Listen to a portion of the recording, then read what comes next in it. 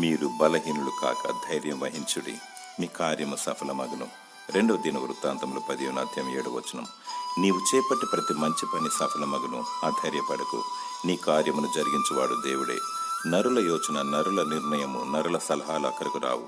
నేను పుట్టించింది దేవుడే. నీ ద్వారా ప్రతి మంచి పనిని జరిగించువాడు దేవుడే. రక్షణ కార్యమైన, స్వస్థత కార్యమైన, అద్భుత కార్యమైన మరియు శుభకార్యమైన ప్రతి మంచి కార్యాన్ని నెరవేర్చువాడు దేవుడే. దైవ చిత్తానుసారమైన ప్రతి పని సమాధానం కలిగిస్తుంది, ఆనందమును, తృప్తిని, కీర్తిని కలిగిస్తుంది.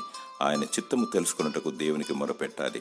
దేవుని చిత్తములోనే కొనసాగాలి. ఇల్లు విషయంలో, పెళ్లి విషయంలో, మరి ప్రతి చిన్న విషయంలో దైవ చిత్తమే జరుగులాగా చూసుకోవాలి.